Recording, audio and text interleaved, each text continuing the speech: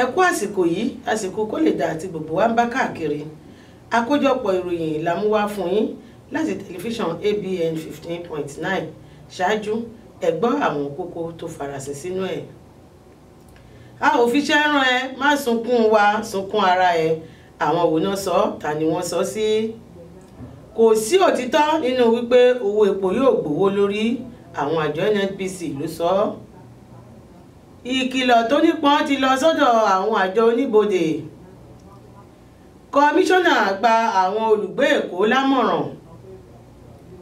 Àwọn olùkọ́ ìpínlẹ̀ Kaduna wọ̀yá ìjà. Ìdùnnú yóò ṣubú layọ̀ fáwọn òṣìṣẹ́ láìpẹ́ láì jìnnà. Ìjà kálàáfíà lè jọba là ń jà lọ́wọ́ báyìí, Olúwa ti mú wa borí. Ẹ gbọ́ ìròyìn náà lẹ́kùnrẹ́rẹ́. Àwọn àgbààgbà tí wọ́n wà ní apá òkè ọya tí a mọ̀ sí Northern Elders Forum ti yọ ara wọn kúrò nínú ọ̀rọ̀ tí ọ̀kan lára wọn, alàgbà Paul Unongo, sọ látàrí bí àwọn Fúlàní darandaran ṣe ń pa àwọn ènìyàn nípa ìfọ̀nàfọ̀ṣù tí kò sì tí ì sọ́nà àbáyọ lórí ẹ̀.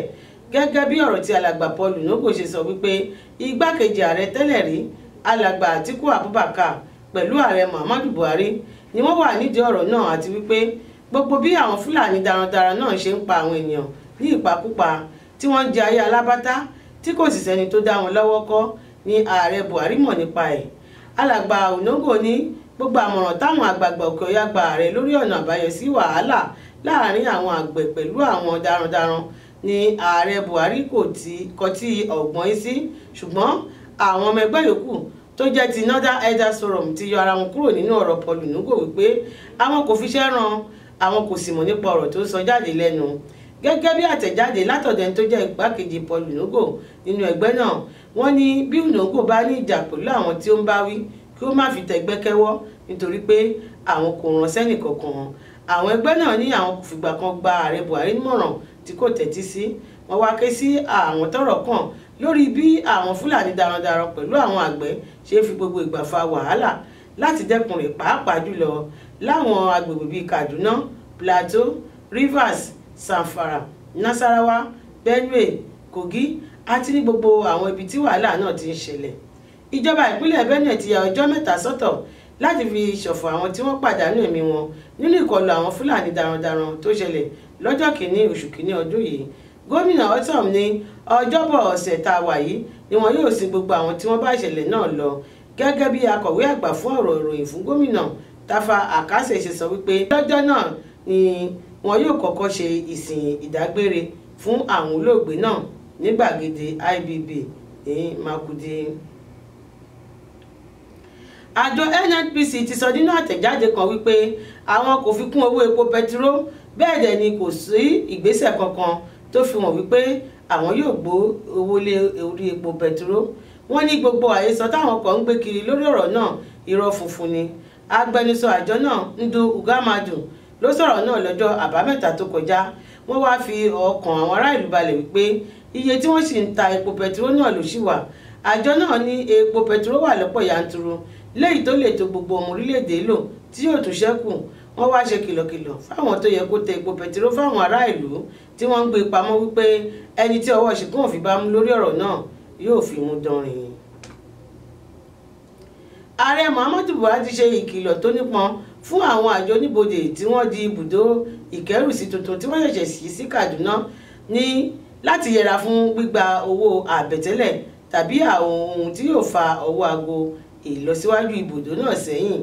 Ààrẹ ní wọn kò gbọdọ̀ dá àwọn tí wọ́n bá wá láti dòwò pọ̀ pẹ̀lú wọn níbẹ̀ lágara. Ààrẹ Buhari ní ohun tí àwọn ará ìlú ti ń retí tipẹ́ ní ibùdó yìí, níwọ̀n ìgbà tí iṣẹ́ sì ti bẹ̀rẹ̀ lónípẹrẹwu, káwọn tọ́rọ̀ kàn má fi ìwà ìbàjẹ́ ba ibùdó náà jẹ́, kí wọ́n jọ̀wọ́ kí wọ́n jẹ́ kí gbogbo nǹkan lọ bó ṣe yẹ níbẹ̀. Ààrẹ ní ibùdó tuntun yìí yóò fún gbogbo àwọn tí wọ́n bá fẹ́ kó ẹrù wọlé láti òkè òkun tàbí kó jáde láti orílẹ̀-èdè Nàìjíríà sí òkè òkun láǹfààní láti lo ibùdó náà láì kúrò ní ibi tí wọ́n bá wà. Ààrẹ Buhari ní ibùdó ìkẹ́rù náà 6 tó kù ni kò ní pẹ́ parí láìpẹ́. Kọmíṣọ́nà ọlọ́pàá fún ìpínlẹ̀ Èkó Edgar Imoime ti gba àwọn olùgbé Èkó nímọ̀ràn tó nípọn bí àwo erin láti jẹ́ olùtọ́jú ara wọn kí wọ́n sì máa fi tó àwọn agbófinró létí bí wọ́n bá ti kẹ́fín tó ṣàjèjì tàbí ìwà ìbàjẹ́ láyìíká wọn. Kọmíṣánná ní ìjìyà ẹ̀wọ̀n dúró de ẹnikẹ́ni tó bá tẹ ẹ̀tọ́ tàbí fìyàjẹ obìnrin, ọmọdé àti àwọn aláìlágbára láwùjọ. Ó sọ̀rọ̀ yìí nígbà tó lọ gba ọmọdébìnrin kan tórúkọ rẹ̀ ń jẹ́ Precious Nwafor sílẹ̀ nínú ilé kan ní ojúlé 12 òpópónà Bádérìn ní Máfolúkù. Precious Nwafor ọmọ ọdún 11 ni wọ́n tì mọ́nú ilé fọ́jọ́ pípẹ́ tí wọn kò fún lóúnjẹ. Ìgbà tí kọmíṣánná dé ilé tí wọ́n ti ọmọ náà mọ́, ó pàṣẹ kí wọ́n gé irin tí wọ́n ṣe sẹ́nu ọ̀nà ilé náà dànù, tí ọmọbìnrin náà sì jàjàbọ̀ lọ́wọ́ ibi àti ikú. Wọ́n ti fa ọmọdébìnrin náà fún àwọn elétò ìtọ́jú ti ìjọba ìpínlẹ̀ Èkó, tí wọ́n sì ní kí ọwọ́ ṣìkún òfin gba ẹni tó ti ọmọ náà mọ́lé láì fún lóúnjẹ. Ẹ̀wẹ̀, kọmíṣánná tó ṣàfihàn àwọn ọ̀daràn bàdó 3 tọ́wọ́ àwọn agbófinró bà nígbà tí ó ṣàfihàn wọn fáwọn oníròyìn: Chibuzo Igwe, Samuel Akaeze, Ọmọ́táyọ̀ Àbámọ́yẹ̀gùn pẹ̀lú oníṣègùn wọn Fatai Adébáyọ̀. Lọ́gbọ̀n ọjọ́ oṣù kejì lọ́dún tó kọjá làwọn ọ̀daràn náà lọ da àlàáfíà ìlú Alájọ Close Ìbejì rú nígbà tí wọ́n ya wọnú ilé ọ̀gbẹ́ni Sakiru Yekini tí wọ́n pa pẹ̀lú ìyàwó rẹ̀ tí ọmọ oṣù 6 tí wọ́n tọ́ lọ́wọ́ náà sì farapa yánnayànna. Àwọn olùkọ́ ìpínlẹ̀ Kaduna ti wọ̀yá ìjà pẹ̀lú ìjọba ìpínlẹ̀ Kaduna. Àwọn olùkọ́ ní wọ́n gbèrò láti dájẹ́ sílẹ̀ láti ọjọ́ 9 oṣù kìíní ọdún tá a wà yìí. Lára àwọn ẹ̀sùn táwọn olùkọ́ náà fi kan ìjọba ìpínlẹ̀ Kaduna ni àìfún àwọn olùkọ́ ní ìgbéga lẹ́nu iṣẹ́, kíkùnà láti pèsè àwọn ohun èlò táwọn olùkọ́ nílò láti mú kí iṣẹ́ wọn lè rọrùn, pẹ̀lú bí gómìnà ṣe pàṣẹ kí wọn ó dá àwọn olùkọ́ tó lé ní 21,000 dúró. Ṣùgbọ́n ìjọba ìpínlẹ̀ Kaduna ti sọ wípé ẹnikẹ́ni tó bá yanṣẹ́lódì nínú àwọn olùkọ́ ìpínlẹ̀ náà yóò pàdánù iṣẹ́ ẹ̀. Lára àwọn tó mú ìjọba ìpínlẹ̀ Kaduna ní káwọn olùkọ́ tí wọ́n dá dúró náà máa lọ ní wípé wọn kò pójú òṣùwọ̀n níbi ìdánwò tí wọ́n ṣe fún wọn. Fún ìdí èyí, àwọn kò lè fi ọjọ́ iwájú àwọn akẹ́kọ̀ọ́ tó lé ní mílíọ̀nù 2 tàkáìtì látàrí àwọn olùkọ́ tí kò tó gbangba sùn lọ́yẹ́. Gómìnà El-Rufai ní àwọn kò lè torí pé àwọn ọmọ mẹ̀kúnnù ni wọ́n lọ sílé ìwé tìjọba ìpínlẹ̀ tàbí ìjọba àpapọ̀ tí wọ́n dá sílẹ̀ kí àwọn máa fún wọn ní ẹ̀kọ́ tó yè kooro. Àwọn gbọ́dọ̀ fún wọn lẹ́kọ̀ọ́ tó yè kooro, àti wípé nínú ìpàdé tí wọ́n ṣe pẹ̀lú ààrẹ Buhari lọ́jọ́ 13 oṣù kọkànlá ọdún tó kọjá ní ààrẹ ti fọwọ́ sí kí wọ́n ní káwọn olùkọ́ tó kójú òṣùwọ̀n kí wọ́n máa lọ, àti àwọn tí kò kójú òṣùwọ̀n kan máa lọ, àwọn tó kójú òṣùwọ̀n kí wọ́n dúró. Láìpẹ́ láì jìnnà, àwọn òṣìṣẹ́ orílẹ̀-èdè Nàìjíríà yóò rẹ́rìn ayọ̀. Ẹni tó mú ìròyìn ayọ̀ yìí sétí àwọn òṣìṣẹ́ ni mínísítà tó rí sọ̀rọ̀ ìgbanisíṣẹ́ Chris Ngige. Ó ní nínú ọdún tá a wà yìí, àwọn òṣìṣẹ́ yóò máa gba owó tó tówó látọ̀dọ̀ ìjọba. Mínísítà fún ọ̀rọ̀ ìgbanisíṣẹ́ tún fi kún ọ̀rọ̀ rẹ̀ wípé èròǹgbà ààrẹ Muhammadu ní láti rí wípé owó àmúrelé ìparí oṣù fún àwọn òṣìṣẹ́ jẹ́ ohun tó jọjú tó sì múríyá. Ó tẹ̀síwájú wípé iye tí àwọn òṣìṣẹ́ ń béèrè fún gẹ́gẹ́ bí owó tíjọba gbọ́dọ̀ máa san ní ìjọba àpapọ̀ yóò ṣiṣẹ́ lé lórí láìpẹ́. Ó ní àwọn ti ṣe àṣàrò tó pọ̀ jọjọ lórí ọ̀rọ̀ náà lọ́jọ́ 14 oṣù kejì lọ́dún tó kọjá, táwọn sì ti fẹnu ọ̀rọ̀ náà jóná lórí bí àwọn yóò ṣe gbé igbá tí àwọn òṣìṣẹ́ tí wọ́n fẹ́ tí àwọn yóò sì dùn wọ́n nínú. Ó ní ìpàdé ṣì ń lọ lọ́wọ́ pẹ̀lú gbogbo àwọn tọ́rọ̀ náà kàn láti fẹnu kò, kódà ó ṣeéṣe kó má tó àsìkò táwọn fojú dá kí gbogbo nǹkan tó ṣẹnu re fáwọn òṣìṣẹ́ orílẹ̀-èdè Nàìjíríà. Ọ̀gágun àgbà Tukur Buratai ti sọ wípé tó sì ń fọwọ́ rẹ̀ sọ̀yà àwọn ti ṣẹ́gun àwọn Boko Haram, ṣùgbọ́n ìjà táwọn ń jà lọ́wọ́ báyìí òun ni kí àlàáfíà lè jọba pátápátá, kí tonílétàlejò lè forí lóṣù kásùn. Ó wáá rọ àwọn òbí láti kìlọ̀ fún àwọn ọmọ wọn kí wọ́n má jẹ́ kí ẹnikẹ́ni tàn wọ́n jẹ láti lò wọ́n fún àwọn ìwà láabi tó lè kó ìfàsẹ́yìn bá orílẹ̀-èdè. Ọ̀gá ológun Buratai sọ̀rọ̀ yìí lọ́jọ́ 7 oṣù kìíní ọdún níbi ayẹyẹ ìrántí àwọn ológun tó kú lójú ìjà tí a mọ̀ sí Armed Forces Remembrance Day, èyí tó wáyé ní bárékè àwọn ológun ní Maimalari, Maiduguri. David Ahmadu tó lọ ṣojú fún Buratai rọ àwọn òbí láti kọ́ àwọn ọmọ wọn lẹ́kọ̀ọ́ kí wọ́n lè wúlò láwùjọ nítorí ilé láti kẹ́ṣọ̀ọ́ ròde.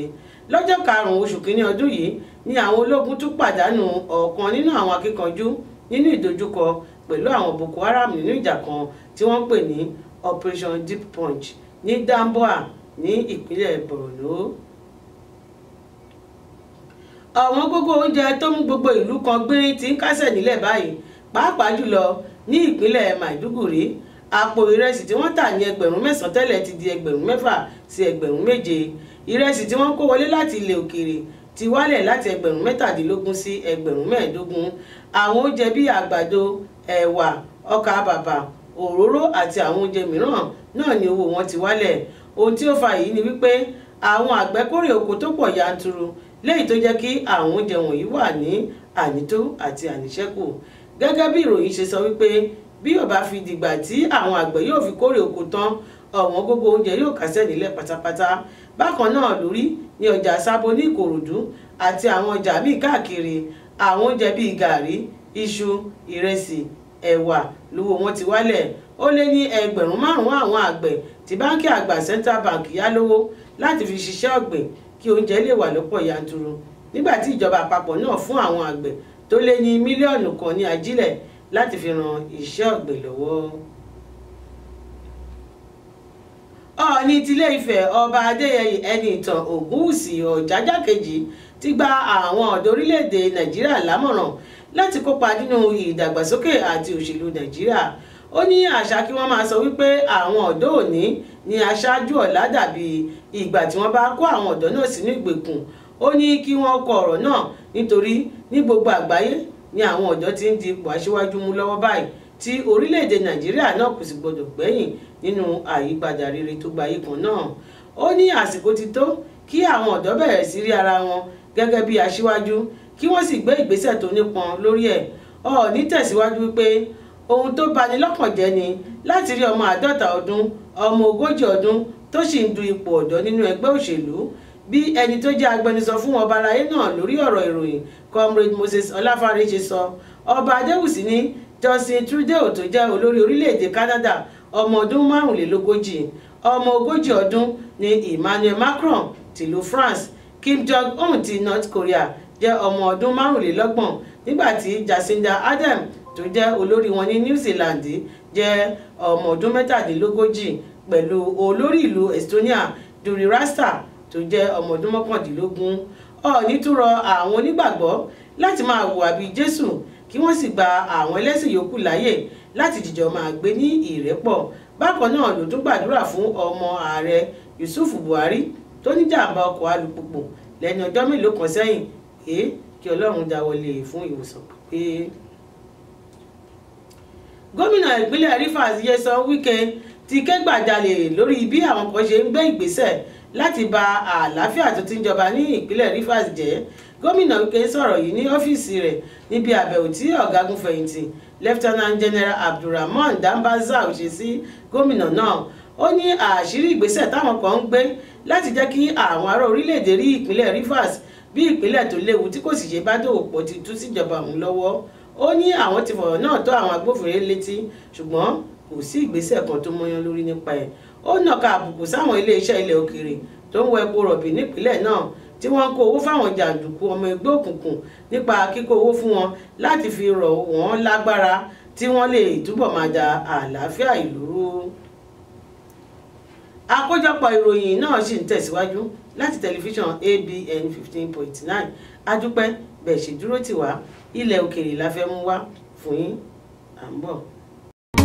Discover the uniqueness in the entertainment industry. African Broadcasting Network, ABN, is now the pace setter in the industry. Do you want to advertise your product and services? Count on us. We will do it much more than your expectations. African Broadcasting Network, ABN, will deliver quick and prompt services. Our quality and clarity stands us out when it comes to delivering quality broadcasting. Our staffs are hardworking and versatile in the specific field of office. Our environment is so conducive and we are open to all. We also give advice on how to run your business profitably. African Broadcasting Network is situated at 9894 Eastern Street, Suite 875, Houston, Texas 77036. Contact phone 281-652-8396 and 832-490-8203. Website www.abntvnetwork.com. ABN, celebrating Africans' rich cultural heritage.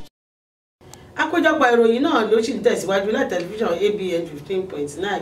Ìròyìn ilẹ̀ òkèèrè òun náà ni a fẹ́ mú wá fún yín báyìí.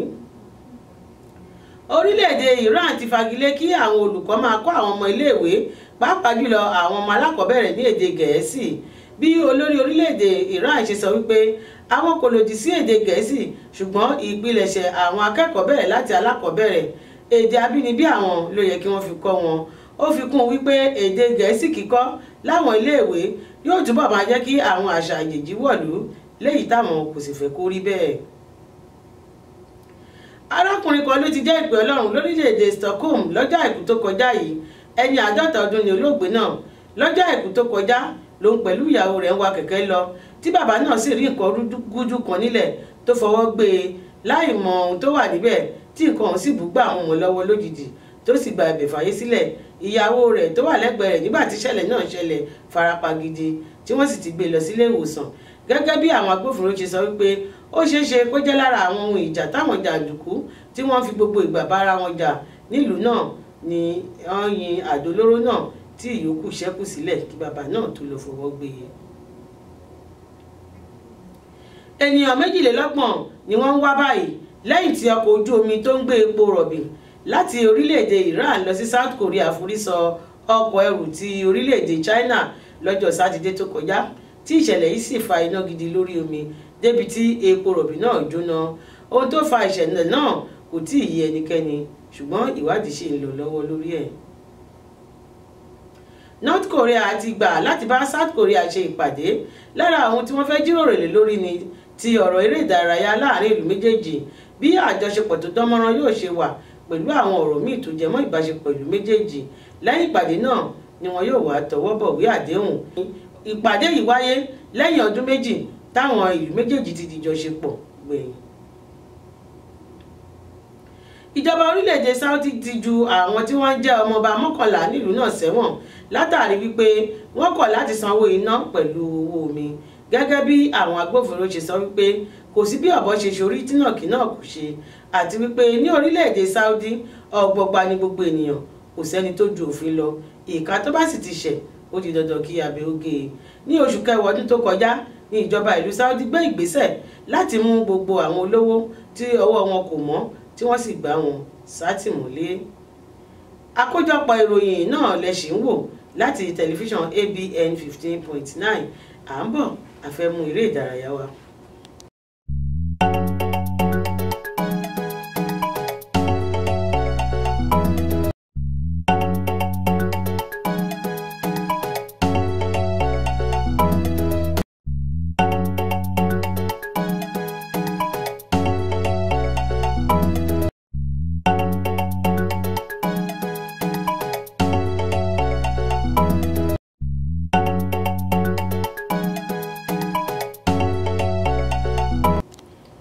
Adúpẹ́ bẹ́ẹ̀ ṣe ń dúró tì wá. Àkójọpọ̀ ìròyìn ló ń lọ lọ́wọ́ láti tẹlifíṣàn ABN 15.9. Eré ìdárayá la fẹ́ mú ròyìn ẹ̀wà fún yín báyìí. Ààrẹ Muhammadu Buhari ti ránṣẹ́ ìkíni kú oríire sí ọ̀kan nínú agbábọ́ọ̀lù Falcon Asisat Oshoala fún ti ife ẹ̀yẹ tí àjọ CAF fi dá lọ́lá gẹ́gẹ́ bí obìnrin tó ṣe dáadáa jùlọ nínú bọ́ọ̀lù àfẹsẹ̀gbá ní ilẹ̀ aláwọ̀ dúdú. Ìlú Ghana ni ayẹyẹ náà ti wáyé. Alákọ̀ọ́kọ́ kọ́ nìyí tí Asisat yóò gbàmì ẹ̀yẹ náà. Ó ti kọ́kọ́ gbà lọ́dún 2014 àti 2016. Inú ààrẹ Buhari dùn wípé Asisat gbé àsíá orílẹ̀-èdè Nàìjíríà ga pẹ̀lú àmì ẹ̀yẹ náà. Arsene Wenger bá ààrẹ tuntun ti orílẹ̀-èdè Liberia dìbò yàn dúpẹ́ tí ó sì ń dunnú wípé George Weah di olórí orílẹ̀-èdè. Ó ní bí ènìyàn bá wo ìgbésí ayé George Weah dáadáa ó tó kí wọ́n fi ìtàn rẹ̀ ṣe fíìmù àgbéléwò nítorí òun sì rántí nígbà tó bẹ̀rẹ̀ iṣẹ́ bọ́ọ̀lù àfẹsẹ̀gbá tí kò sẹ́nì kankan tó mọ̀ títí tó fi di ìlú mọ̀ọ́ká níbi iṣẹ́ bọ́ọ̀lù náà kó tó wá di ààrẹ orílẹ̀-èdè Liberia. Nottingham Forest ti fìdí Arsenal rẹmi pẹ̀lú àmì ayò 4-2. Àmì ayò yìí náà ló lé Arsenal wọgbó kúrò nínú ìdíje English FA. Arsenal ló gba ife ẹ̀yẹ FA náà gbẹ̀yìn tó sì wà lọ́wọ́ wọn báyìí. Wọn kò lè fọmọ yọ láti mú ife ẹ̀yẹ náà dání mọ́ nítorí Nottingham Forest jágbà mọ́ Arsenal lọ́wọ́. Nínú ìdíje La Liga, Barcelona gbo ewúro sójú Levante pẹ̀lú àmì ayò 3-0. Real Madrid náà kò ṣe dáadáa nínú ìfẹsẹ̀wọnsẹ̀ wọn pẹ̀lú Celta Vigo pẹ̀lú ọ̀mì ayò 2-2. Lionel Messi ti sọ fún Barcelona kí wọ́n tọwọ́ bọ̀wé àdéhùn pẹ̀lú Mesut Ozil, Joan Massa, Daley Blind, Ander Herrera pẹ̀lú Leon Goretzka. Kò tíì sí ìdánilójú bí wọn yóò gbà tàbí wọn kò ní gbà, ṣùgbọ́n ohun tó dájú ni wípé ọjọ́ 9 oṣù kínní ni wọn yóò tọwọ́ bọ̀wé àdéhùn pẹ̀lú Philippe Coutinho. Adúpẹ́ bí ẹ ṣe dúró tì wá tẹ̀ ń wo tẹlifíṣàn ABN. Àkójọpọ̀ ìròyìn ló sì ń tẹ̀síwájú. A fẹ́ bọ́ ságo àríyá. Discover the uniqueness in the entertainment industry. African Broadcasting Network, ABN, is now the pace setter in the industry. Do you want to advertise your product and services? Count on us. We will do it much more than your expectations. African Broadcasting Network, ABN, will deliver quick and prompt services. Our quality and clarity stands us out when it comes to delivering quality broadcasting. Our staffs are hardworking and versatile in the specific field of office. Our environment is so conducive and we are open to all. We also give advice on how to run your business profitably. African Broadcasting Network is situated at 9894 Isone Street, Suite 875, Houston, Texas 77036. Contact phone 281-652-8396 and 832-490-8203. Website www.abntvnetwork.com. ABN, celebrating Africans' rich cultural heritage. Àkójọpọ̀ ìròyìn náà lẹ ṣì ń gbọ́ tẹ̀ ń wò wá láti tẹlifíṣàn ABN 15.9. Agbo àríyá la wà báyìí láti mú ohun tó ń lọ lágbo àríyá fún yín. Pàdí Adénúgà tó jẹ́ ọmọ Mike Adénúgà rántí ẹ̀ẹ̀mejì ọ̀tọ̀ọ̀tọ̀ tó gbìyànjú láti ṣègbéyàwó pẹ̀lú àwọn olólùfẹ́ rẹ̀, ṣùgbọ́n tí wọ́n rí ìjákulẹ̀ látọ̀dọ̀ àwọn obìnrin tó fẹ́ fi ṣèyàwó náà, ìyẹn lọ́dún 2010 pẹ̀lú 2012. Ó ní ó jẹ́ ohun tó dùn òun gan, ṣùgbọ́n pẹ̀lú àwọn ìjákulẹ̀ náà òun ti kọ́gbọ́n nínú rẹ̀. Gbogbo ènìyàn ló mọ̀ wípé kì í ṣe ọ̀rọ̀ owó ni ó lè dínà láti ṣègbéyàwó fún Pàdí Adénúgà bí kò ṣe ohun tó ní ṣe pẹ̀lú ọ̀rọ̀ ìfẹ́ tàbí àìgbọ́ra ẹni yé. Àwọn olórin tí wọn kò ní ohun tí wọ́n lè máa fọwọ́ pa bí ilẹ̀ bá dá ti dẹni àtijọ́ báyìí. Eléyìí ló mú olórin David Adeleke tí gbogbo ènìyàn mọ̀ sí Davido gbé sórí ẹ̀rọ ayélujára wípé bí owó bá tán lọ́wọ́ òun lọ́la, òun yóò gba àkóso ọ̀kan nínú iléeṣẹ́ bàbá òun. Bákan náà ló sọ di mímọ̀ wípé ó lé ní ìdajì bílíọ̀nù náírà tóun rí níbi ìrìn àjò àgbáyé tóun ṣe kọjá.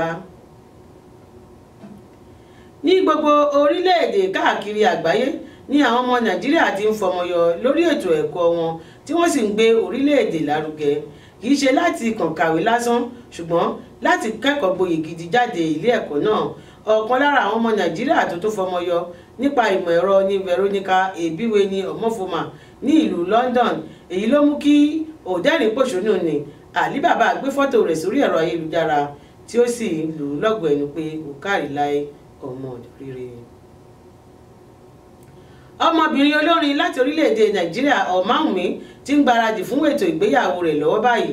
Ọdún 2015 ni òun pẹ̀lú bàbá àwọn ọmọ rẹ̀ ṣe ìgbéyàwó níwájú adájọ́. Ní báyìí ètò ti tò láti lọ ṣe ìgbéyàwó náà ní ìlànà ti ìbílẹ̀ láìpẹ́. Agbàládùúrà kí Ọlọ́run ọba kó fi èrè sí ìgbéyàwó náà. A ò ní rí jù báyìí lọ nínú àkójọpọ̀ ìròyìn láti ABN Television 15.9. Adúpẹ́ bẹ́ẹ̀ ṣe dúró tì wá, tẹ́ ń polówó ọjà, tẹ́ sì ń wò wá, tẹ́ ń wà pẹ̀lú wa ní gbogbo ìgbà. Ìfẹ́ tẹ́ ní sí wa náà ò ní bàjẹ́ títí dìgbà tá a tún kọ̀ sí lákọ̀tún nínú àkójọpọ̀ ìròyìn láti tẹlifíṣàn ABN 15.9. Ilé òní ilé wa, ọ̀nà òní náà wa o. Ó dìgbà.